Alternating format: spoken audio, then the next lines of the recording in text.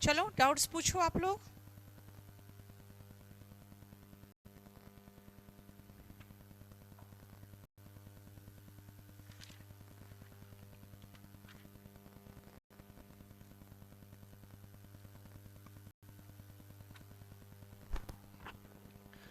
एक सेकेंड।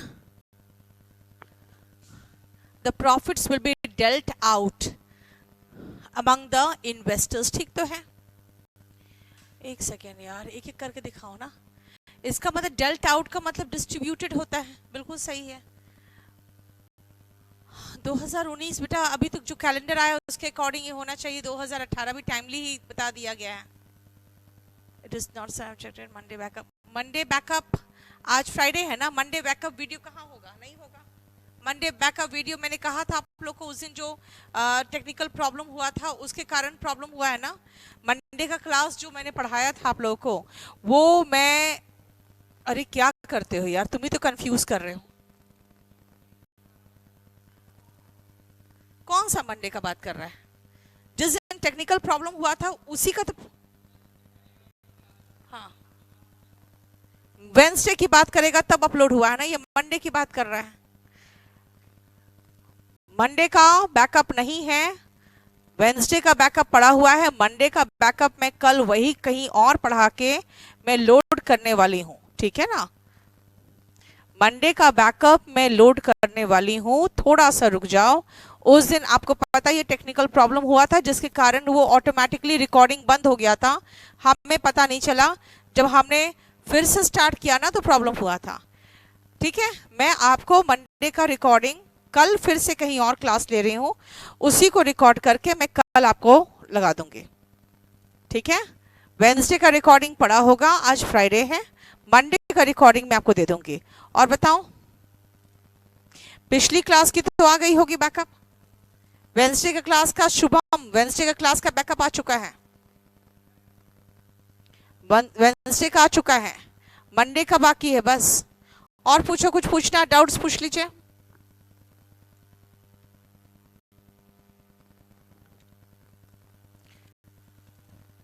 चलिए आ जाओ 51 में।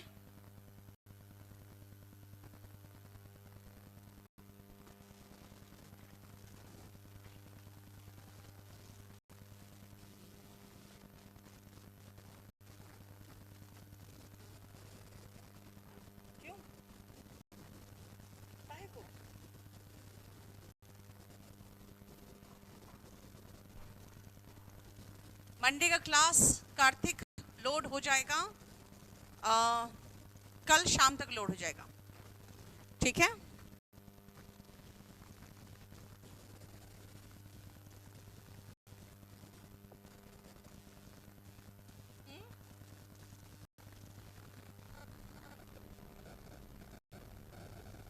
तो रोज हर रोज का क्लास रिकॉर्ड होगा क्या?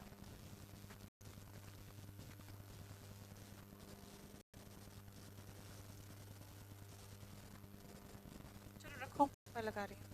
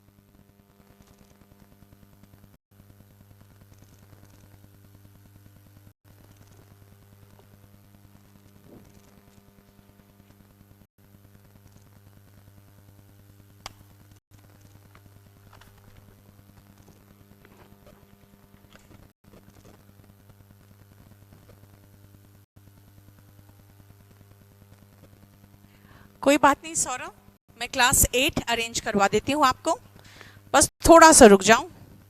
क्लास 8 शाम तक, कल शाम तक अरेंज कर दूंगी। Previous class Ronit Singh previous class का तो हो गया होगा ना, वेंसडे का हो चुका है, खाली मंडे का बाकी है प्रॉब्लम है, वेंसडे का हो चुका है। चलिए अब आओ नेक्स्ट, LOATH, लॉथ एंड लोथ।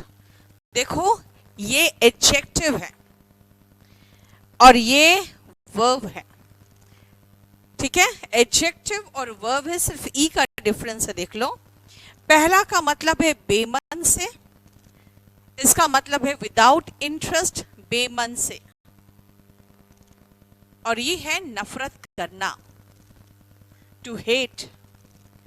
First one is without interest and the second one is to hate, ठीक है। नेक्स्ट आओ HOARD, HORDE, ये नाउन है एंड ये वर्ब है।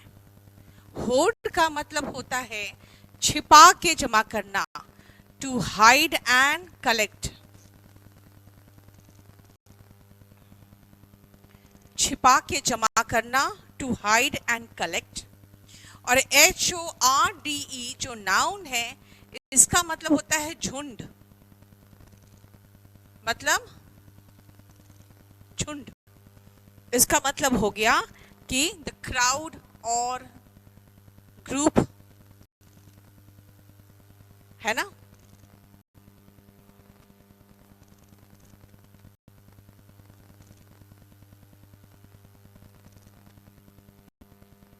फिफ्टीन का जरा देख लो क्या है प्रॉब्लम। नेक्स्ट आओ पोर, PORE एंड पोर ओवर, ये वर्ब है, ये नाउन है और ये एक फ्रेजल वर्ब है। ये फ्रेजल वर्ब में हम लोग पढ़ते हैं, जिसको प्रेपोजिशनल फ्रेज की बात भी कर सकते हो। हालांकि देखा जाए तो PORE वर्ब है ही नहीं, इसीलिए मैं इसको सीधा लिखूंगी प्रेपोजिशनल फ्रेज है ये। देखो ध्यान से, PORE छेद होता है, जैसे आपके स्किन वगैरह में होते हैं। POUR इज उड़ेलना, जैसे ड्रिंक या चाय वगैरह आप जो उड़ेलते हो। एंड PORE, इस पोर के साथ मैंने ओवर लगा दिया, इसका कंप्लीट मीनिंग चेंज होता है, दैट इज ध्यान से पढ़ना, टू रीड केयरफुली, जिसका सिनोनिम में कई बार हम लोग गो थ्रू वर्ड भी यूज करते हैं, ठीक है। सेवर, एम्प्यूटेट एंड म्यूटिलेट, तीनों वर्ब है। सेवर का मतलब होता है, जो मैंने बताया था सीवियर के साथ अलग से करवाया था, काट के अलग करना। एम्प्यूटेट जो होता है ना, डॉक्टर्स करते हैं, ताकि कोई अंग अगर खराब है या उसमें जहर फैलेगा उस अंग से, तो डॉक्टर्स क्या करते हैं, उसको काट के अलग कर देते हैं, है ना। तो वो एम्प्यूटेट करते हैं, यानी कि to cut and remove, bracket में लिम एक्सेट्रा, लिम एक्सेट्रा, इसका मतलब जैसे कि पैर, हाथ पैर, या कोई भी पोर्शन जैसे ईयर हो, कोई भी एक्सटर्नल पोर्शन जो अलग करता है ना। ये स्पेशली देखो कंस्ट्रक्टिव है, ये क्या करते हैं, डॉक्टर्स वगैरह करते हैं। लेकिन म्यूटिलेट तो होता है छत विच्छत करना, जैसे कहते हैं ना कि टू कट बॉडी पार्ट्स, कोई भी बॉडी पार्ट को इनटू पीसेस, छत विच्छत करना, और ये डिस्ट्रक्टिव है। एम्प्यूटेट तो इसलिए किया जाता था कि आपकी जान बचे, और म्यूटिलेट तो डिस्ट्रक्टिव प्रोसेस है। कैच एंड होल्ड, अगर हम होल्ड की बात करें तो वो भी नाउन है, और ये कैच जो है, अगर मैं बात कहूँ कि गुड कैच था किसी भी क्रिकेट वगैरह में, तो आप नाउन के रूप में भी इस्तेमाल करते हो, है ना। लेकिन वर्ब का मतलब होता है इसका भी पकड़ना, और होल्ड का मतलब भी पकड़ना होता है, लेकिन ध्यान रखना ये थामना होता है, क्योंकि ये ठहरी चीज को करते हैं हम, है ना। और पकड़ना ये होता है भागती हुई चीज को।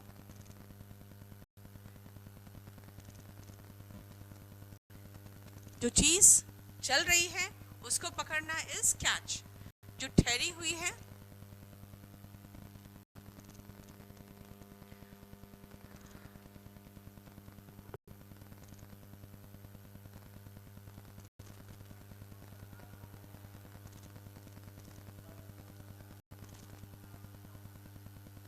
इंक्वायरी पे तो बात होना चाहिए ना। इंक्वायरी में लोड, इंक्वायरी को कम से कम इंफॉर्मेशन दे दो क्या इश्यूज आता है, ताकि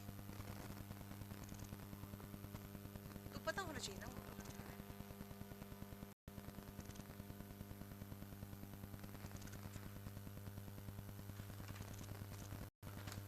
चलिए पहले इस 5 में हम खत्म कर दिया आपका।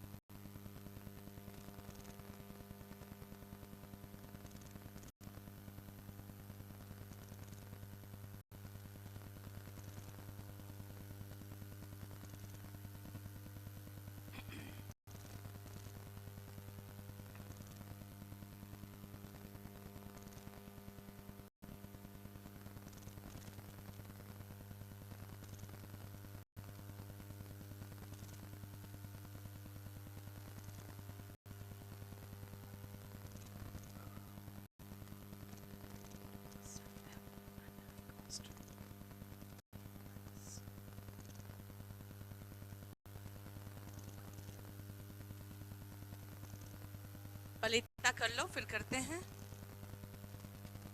पोर मीनिंग का, पोर का मतलब छेद होता है ना। कैच और होल्ड का जो नाउन है ना, बस उसको याद रखो ना, पकड़, नाउन के रूप में पकड़।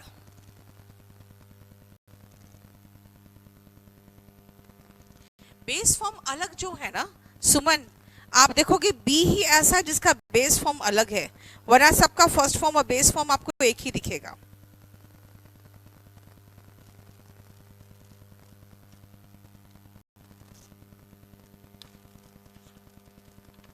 अभी और कराना है, पहले तो ये कर लो।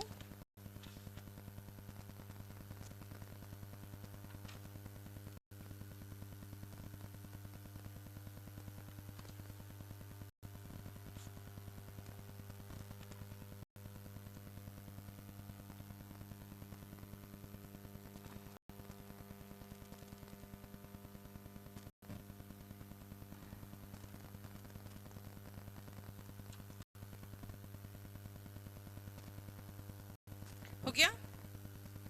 चलो देखो ध्यान से, LOATH का मतलब बेमन से और LOATHE मतलब नफरत करना। अब मैं यहाँ पे मुझे वर्ब ही चाहिए, क्योंकि मेरे पास वर्ब नहीं, सब्जेक्ट के बाद वर्ब चाहिए आपको। यानी कि वो बिल्कुल चिढ़ता है सुबह सुबह उठने से, तो क्या होगा? दे, LOATHE। और वो अपने हस्बैंड के ड्रिंकिंग के हैबिट से को बिल्कुल नापसंद करती है, तो THE और वर्ब है, इसीलिए सिंगुलर के साथ हम S लगा सकते हैं, है ना? सिंगुलर के साथ S लग सकता है। Getting up, sorry, getting up है यहाँ पे, ठीक है। थर्ड आओ, शी वॉज, पहले हमारे पास वॉज आ गया, वर्ब आ गया, ठीक है ना। अब ये अगर मैं देखूं इस सेंटेंस को, तो वॉज के बाद वर्ब ING फॉर्म तो आ ही सकता था, लेकिन मैं क्या बोलना चाह रही हूँ कि अपने मिस्टेक्स को एडमिट करने से मतलब वो बेमन से एक्सेप्ट नहीं करती है।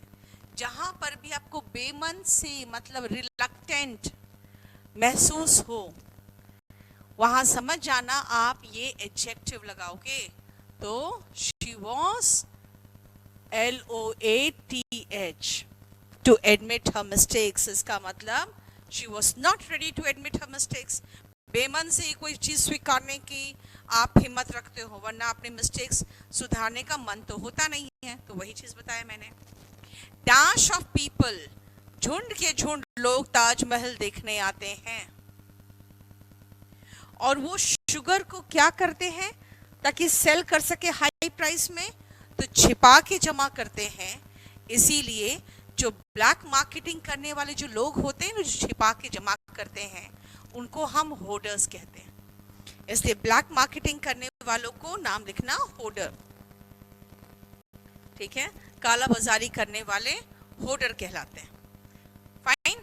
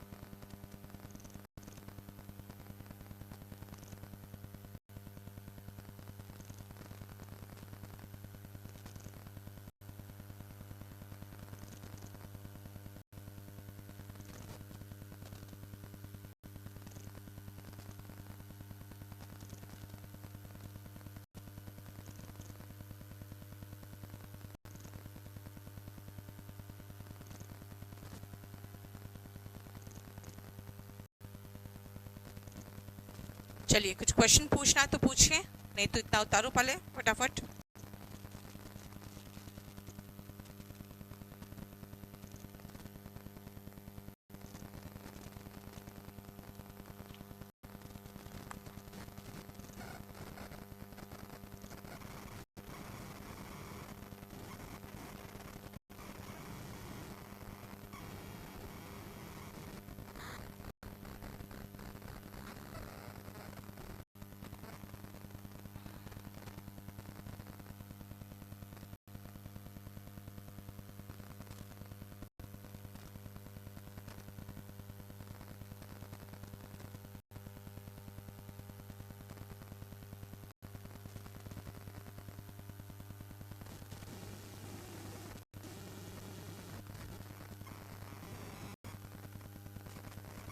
फ्रेजल वर्ब याद करने का कोई तरीका नहीं होता बेटा, वो याद करना पड़ेगा, क्योंकि उसके कोई मीनिंग ऐसे होते नहीं जिसको मैं कंसेप्चुअली समझा सकूं।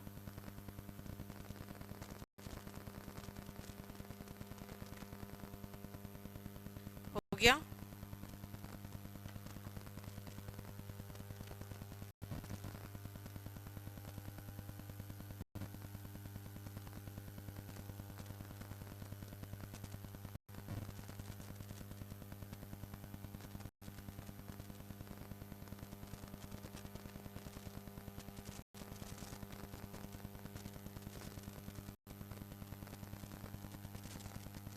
चलो शुरू करें।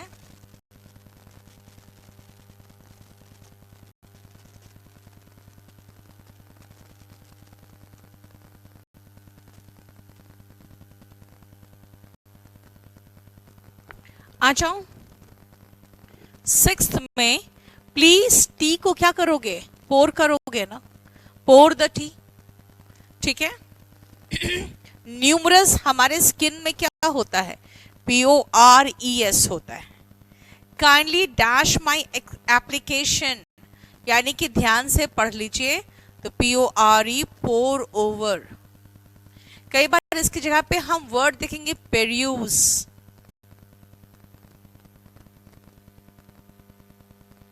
कई बार देखेंगे go through.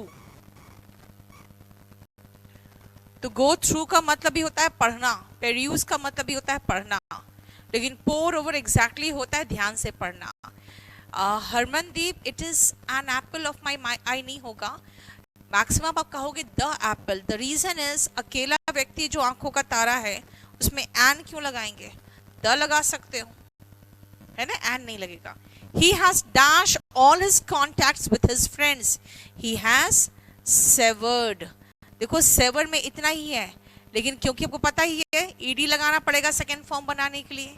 He has severed. The doctor amputated, काट के उसके लिम्ब को, उसके आर्म को अलग कर दिया to save him. और टेररिस्ट्स ने क्या किया? उसकी बॉडी को छत विछत कर दिया, म्यूटिलेटेड। समझते हो मैं क्या बोलना चाह रही हूँ? कि डेड बॉडी था उसको भी काट पिट दिया तो क्या हो जाएगा? म्यूटिलेट करेगा। The profits will be dealt out, सही है, नो इम्प्रूवमेंट। प्रॉफिट्स क्यों लगा रहे हो? प्रॉफिट लगाओ ना, प्रॉफिट्स तो कोई वर्ड नहीं होगा वहां पे। नेक्स्ट, डैश योर टंग, यानी कि अपने जुबान पर लगाम दो। होल्ड योर टंग, कोई भागती हुई चीज तो है नहीं टंग, है ना। लेकिन अगर मैं नाउन की बात करूं कि बहुत अच्छा कैच धोनी ने लिया, तो it was a good catch taken by Dhoni. यहां पे देखो कैच नाउन है। अब इसका कभी हिंदी यूज ही नहीं करते, उससे मैं क्या हिंदी लिखवाती, है ना। होल्ड का भले हम कह सकते हैं कि होल्ड का हिंदी हम यूज करते हैं पकड़, कि आपको अपने सब्जेक्ट पर होल्ड होना चाहिए, यानी पकड़ होनी चाहिए अच्छी। We need to run and catch the bus. बस भागती हुई चीज होती है, इसलिए कैच की बात कर रहे हैं। और बैग को पकड़ो जब तक कि हमें सीट ना मिल जाए, तो उसको भागती हुई चीज थोड़ी है। Hold the bag. बताओ कोई प्रॉब्लम है यहाँ तक? जल्दी पूछिए, फिर आप मिटाने के बाद क्वेश्चन नंबर डालते हो ना तो मुश्किल हो जाता है मुझे, क्योंकि मिटा चुकी होती हूँ मैं।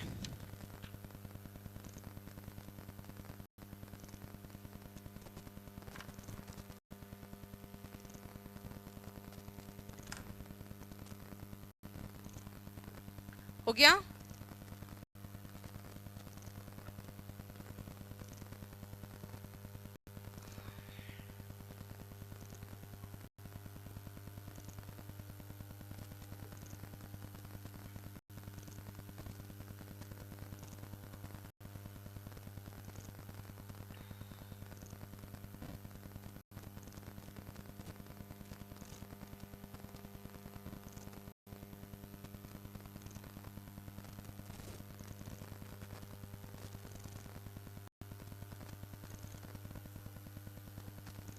नेक्स्ट आओ, मैन ऑफ वर्ड होता है बेटा, मैन ऑफ वर्ड्स कुछ होता ही नहीं है, मैन ऑफ वर्ड होगा। हिज वर्ड्स लगाने की जरूरत नहीं है, he is a man of word. ठीक है?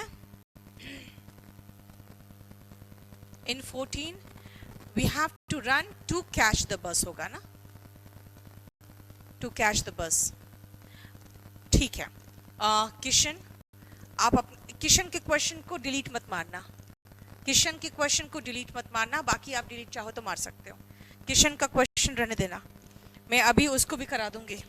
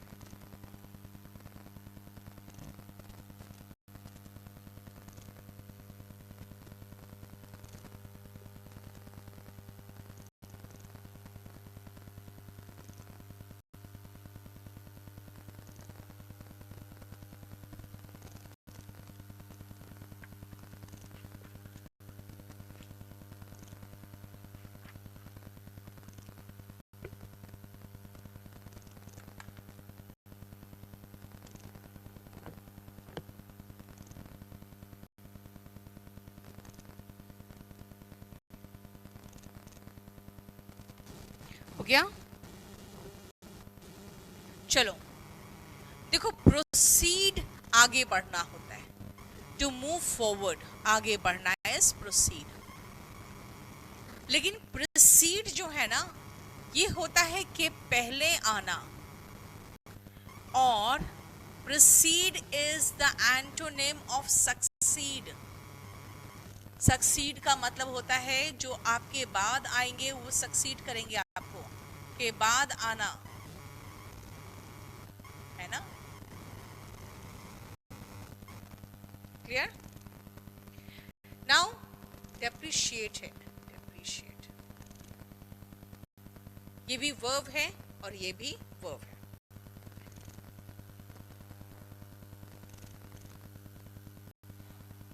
ठीक है? डेप्रिकेट एंड डेप्रिशिएट, डेप्रिकेट का मतलब होता है नापसंद करना, नफरत करना, एंड डेप्रिशिएट होता है कम करना।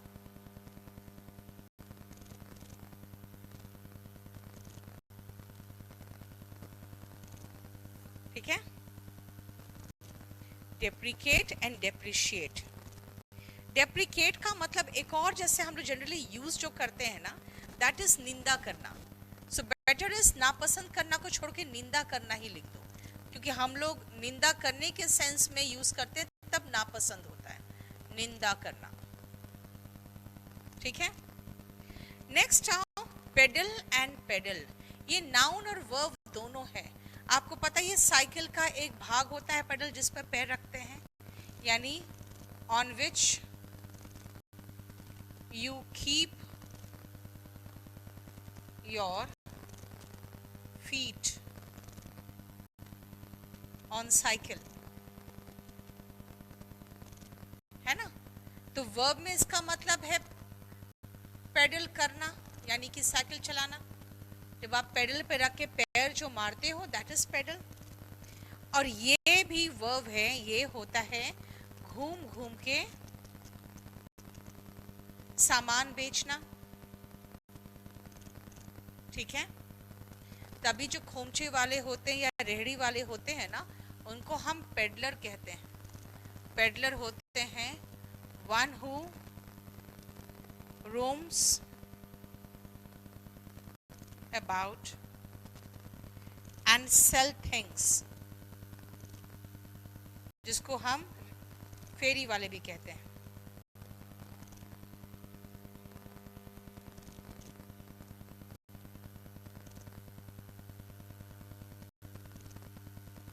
ऑफ कोर्स मोस्टली वो कैब कंप्लीट करने के लिए तो हम इतना काम कर रहे हैं बेटा। फ्रेंड्स है बेटा, फ्रेंड्स नहीं है, फ्रेंड्स है। सेवर्ड मतलब उसने अपने सारे कॉन्टैक्ट्स खत्म कर दिए अपने दोस्तों के साथ। मैन ऑफ वर्ड होता है, मैन ऑफ वर्ड्स नहीं होता। ठीक है, नेक्स्ट आओ डिफ्यूज एंड डिफ्यूज। ये भी वर्ब है, ये भी वर्ब है, दोनों वर्ब है। ठीक है, अब आओ इसमें देखो ध्यान से। जब आप कोई परफ्यूम छिड़कते हो तो फिर थोड़ी देर के बाद वो सारा जगह पे उसका स्मेल फैल जाता है ना, वो डिफ्यूजन से ही तो फैलता है। इसका मतलब जब हमारे मॉलिक्यूल्स जो होते हैं एटमॉस्फेयर में आपस में मिलके फैल जाता है कुछ, तो उसका डिफ्यूजन होता है। और देखो ये हुआ फ्यूज निकाल देना। जब बॉम्ब का फ्यूज निकालते हैं तो क्या होता है, वो निष्क्रिय हो जाता है।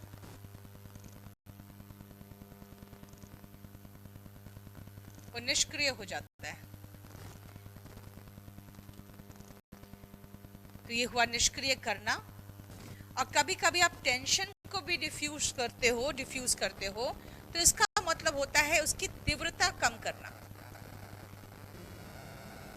तीव्रता कम करना डिफ्यूज में। ठीक है, अब आओ REIN, REIGN, RAIN। ये तो नाउन और वर्ब दोनों है।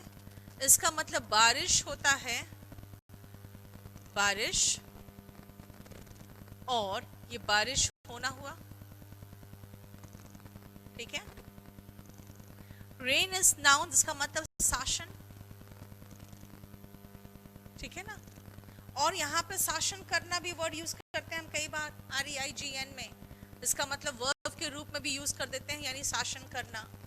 और REIN भी नाउन और वर्ब के रूप में यूज करते हैं। इसका मतलब लगाम होता है, और इसका मतलब लगाम लगाना होता है।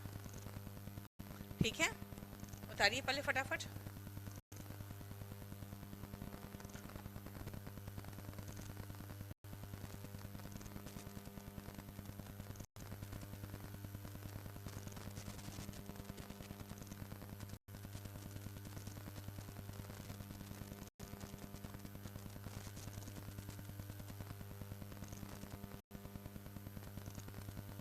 हो गया, बोलो कोई प्रॉब्लम यहाँ तक?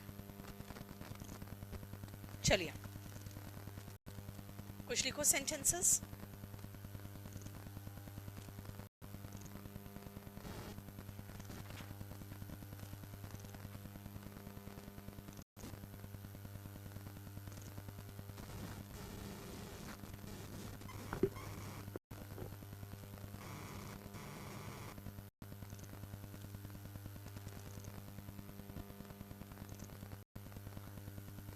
अरे प्रोसीड्स तो मैंने कराया ही नहीं है। प्रोसीड्स इज नाउन, जिसका मतलब होता है ना कि जो पैसा सेल या प्रॉफिट के बाद जो इकट्ठा होता है ना, दैट इज प्रोसीड्स। इसीलिए the amount collected after sale, etc. ठीक है।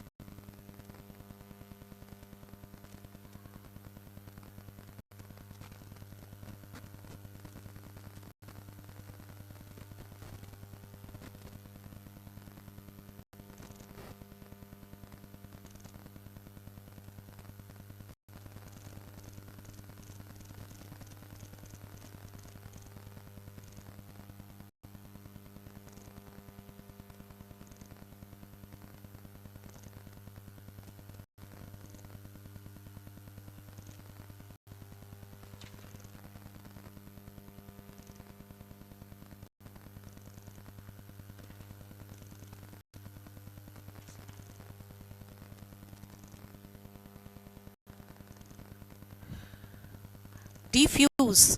Diffuse means to reduce tension, or you can say when you uh, make a bomb useless by taking out, the wire that causes a complete circuit. That is diffuse.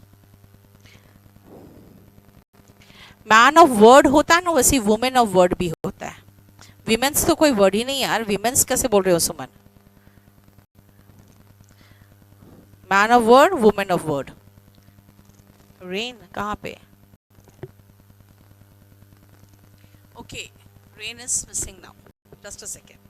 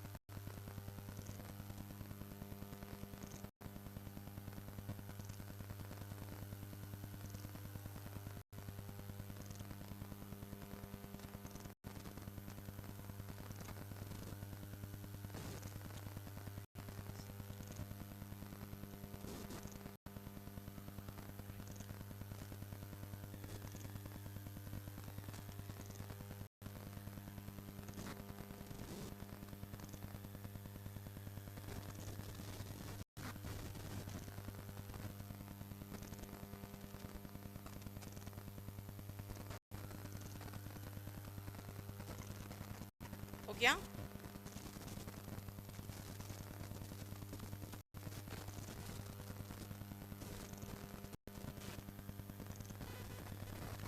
In time का मतलब हुआ ना बेटा कि समय से, on time होता है एग्जैक्ट समय पर। जैसे एग्जाम स्टार्ट ऑन टाइम होता है, आप स्कूल वगैरह इन टाइम पहुंच जाते हो। Can I proceed to the next question? अगर आपने पहला क्वेश्चन समझ लिया है तो क्या मैं आगे बढ़ सकती हूँ दूसरे क्वेश्चन पे? और जो सेल होने के बाद जो पैसे हुए इकट्ठे, प्रोसीड्स, उनको जमा कर दिया गया बैंक में। देखो, कहते हैं तूफान के पहले शांति होती है, क्योंकि जब शांत इसलिए हो जाता है क्योंकि वहाँ पर एयर प्रेशर कम होता है, हवा बिल्कुल सब ऊपर चला जाता है या वहाँ से हट जाता है, तभी वहाँ पे एक वैक्यूम टाइप का क्रिएट होता है ना। उसके बाद गश ऑफ एयर जो अंदर आता है वो स्टॉर्म होता है ना। तो इसे कहावत है, साइलेंस प्रीसीड्स द स्टॉर्म। इसे कोई अगर बहुत चुप हो जाए, एकदम शांत माहौल हो, इसका मतलब है कि कोई तूफान आने वाला है। घर में जनरली ऐसे ही होता है, नहीं? They dash the acts of certain journalists as childish. Childish मतलब बचकाना। तो बचकाना कह के कुछ जर्नलिस्ट का क्या किया जाएगा? They deprecated, निंदा किया जाएगा कि भाई तुम्हारी हरकतें जो है ना बचकानी है। जैसे जनरली कुछ पॉलिटिशियंस को भी बचकानी हरकतें कह के हम लोग डिसमिस करते हैं। The price of my car has depreciated. जब भी आप अपनी गाड़ी के दाम देखोगे कुछ महीनों के बाद वो और कम हो जाएगा, depreciated. He will dash fast to reach the school in time. He will pedal. गाड़ी अपनी साइकिल वो तेज चलाएगा ताकि टाइम से स्कूल पहुंच सके। They dash drugs and this is a matter of concern. देखो, ड्रग्स का कोई दुकान खोल के नहीं बैठता है ना। ड्रग डीलर्स जो होते हैं क्या करते हैं, उनको हम ड्रग पेडलर्स भी कहते हैं, ठीक है। ड्रग डीलर्स को हम लोग ड्रग पेडलर्स भी कहते हैं। क्यों? क्योंकि वो ड्रग्स को पेडल करते हैं, घूम घूम के बेचते हैं। The smell of kerosene has diffused, देखो फैल गया है चारों तरफ। देखते हो केरोसिन का स्मेल कई बार होता है, फैल जाता है ना। और बॉम्ब को क्या किया उन्होंने? डिफ्यूज्ड।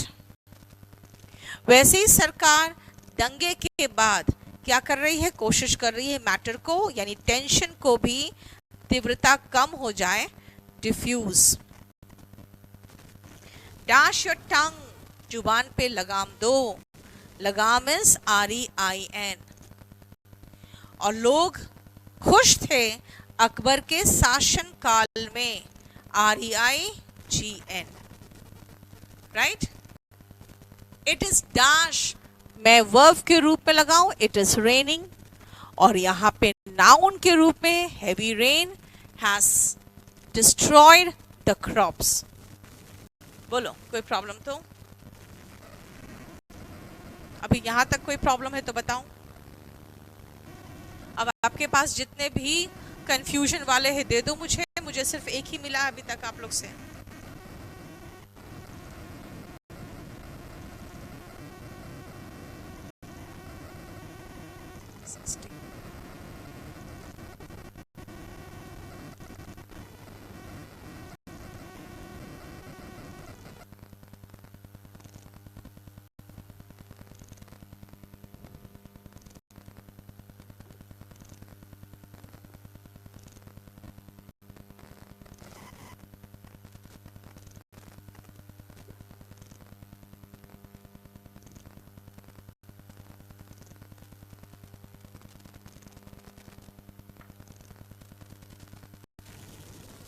आ जाऊं 61 में।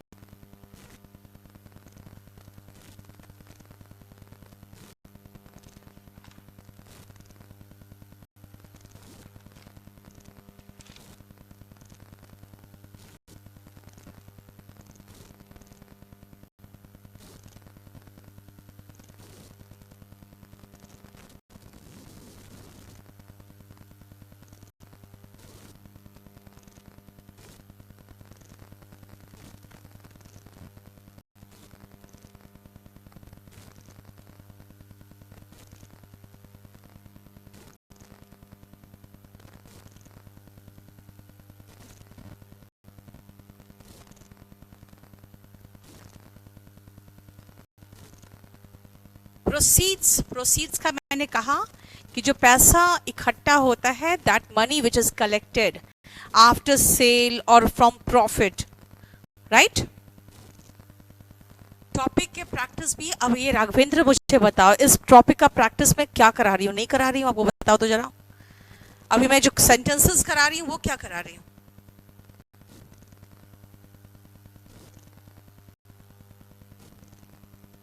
और बताओ।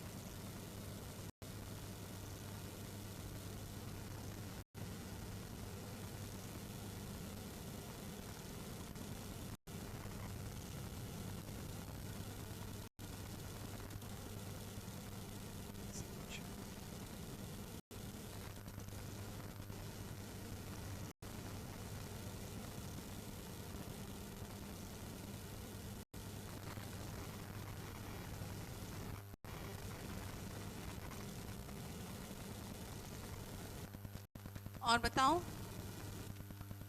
यस, होल्ड योर टंग या रेन योर टंग, एक तो हो गया वही जुबान पे लगाम दो, या फिर अपने मुंह को बंद रखो, वही हुआ। बिल्कुल सही कह रहे हो, डी एस्केलेट होता है टेंशन की जगह पे, डिफ्यूज भी सही है। बिल्कुल आदित्य, बिल्कुल सही पूछ रहे हो। और कुछ?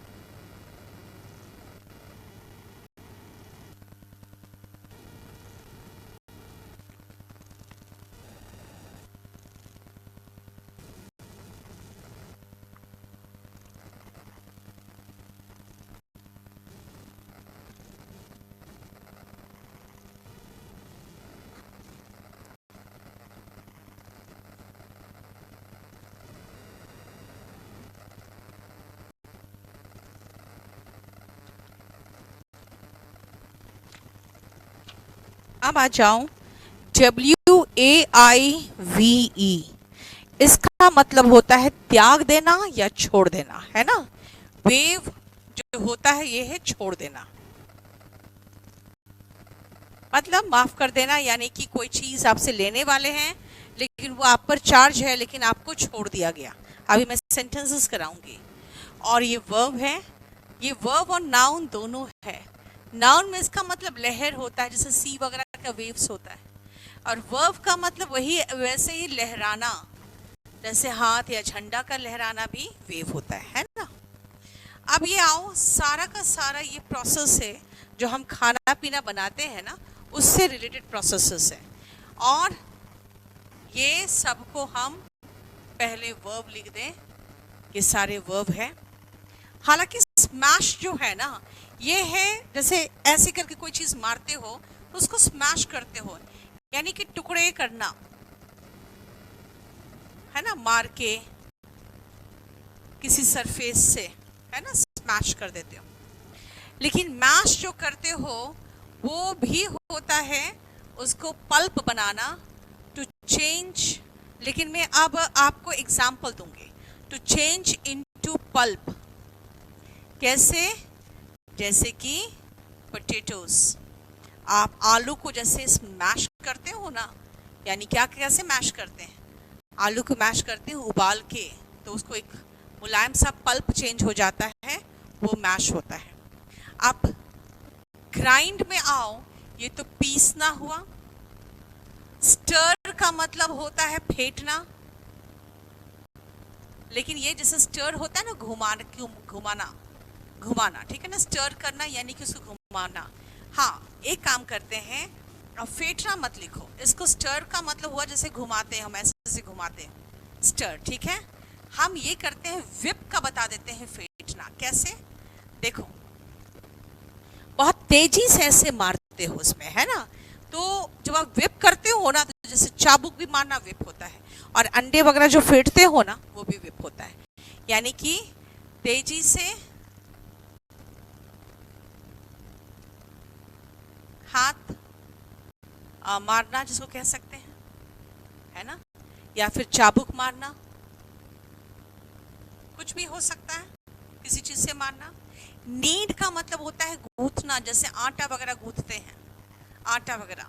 और चर्न का मतलब होता है जैसे गोल गोल मिलाते हैं ना, मथने के लिए।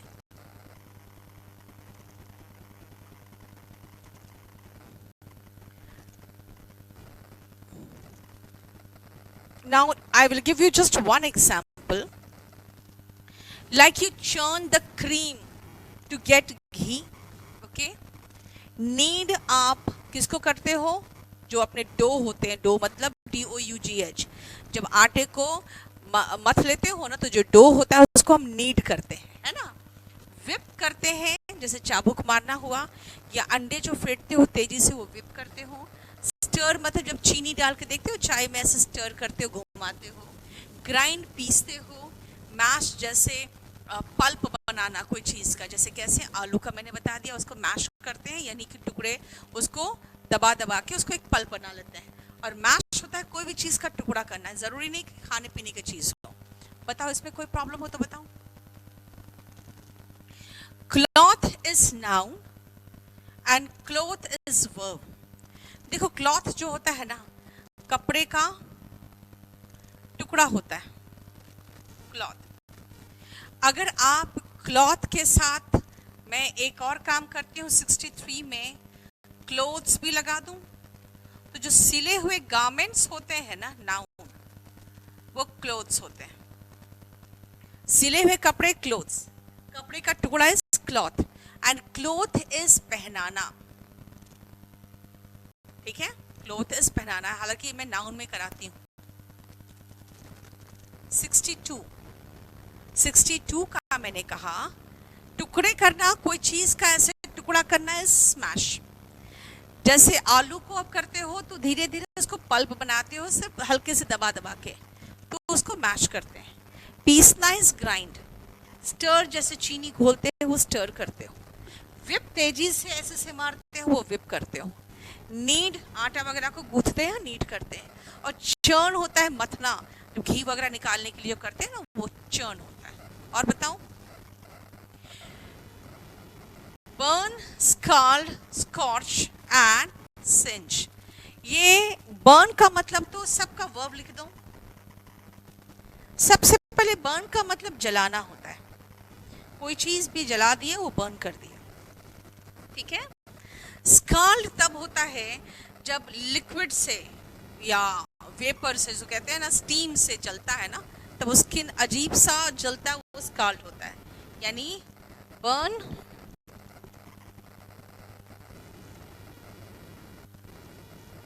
स्टीम और हॉट वाटर से।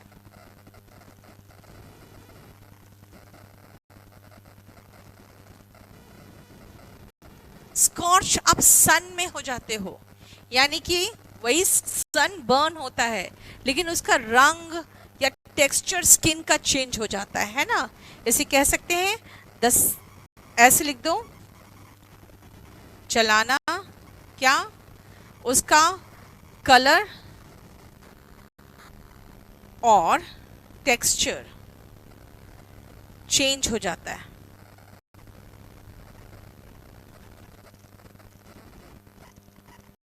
ये ध्यान रखना। और सिंज जो होता है ना, ये हल्का जलना होता है, ठीक है। ये चारों का ध्यान रखना, बर्न, स्काल्ड,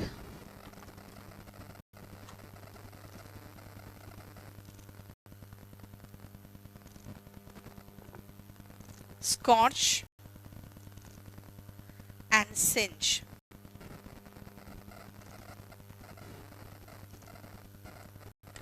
ठीक है,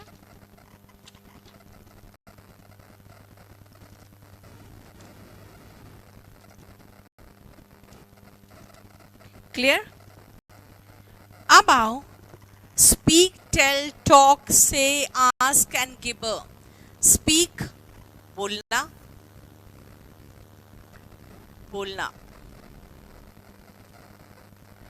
लेकिन टेल भी है बोलना, लेकिन आप जब टेल करते हो ना तो किसी से करते हो। इसे टेल का भी मैं एग्जांपल लिखवाऊंगी, उस पर आपको समझा पाऊंगी ठीक से। अभी खाली बोलना लिख दो और लिख दो, उसके ऊपर भी कुछ मत लिखो। टॉक मतलब बात होता है और बात करना, यानी कि नाउन और वर्ब दोनों है। से मतलब कहना, और इसमें ध्यान रखना कि से टू मिल के टेल बनता है। इसे टेल के बाद टू नहीं आ सकता कभी भी। एक्टिव वॉइस की बात कर रही हूं। आस्क का मतलब पूछना भी होता है और कहना भी होता है, खाली पूछना नहीं होता। और गिबर का मतलब होता है बकबक करना,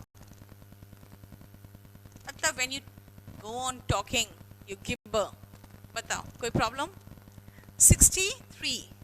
63 मैंने बताया था कि क्लोथ्स का मतलब होता है गारमेंट्स, जो सिले हुए कपड़े होते हैं। और क्लॉथ का मतलब होता है कपड़े का एक टुकड़ा है तो क्लॉथ, और अगर टुकड़ा का मैं टुकड़े कर दूं तो क्लॉथ्स हो जाएगा, खाली एस लगेगा बस। और क्लोथ का मतलब पहनाना। और पूछो, कोई डाउट है यहाँ तक तो पूछ लो।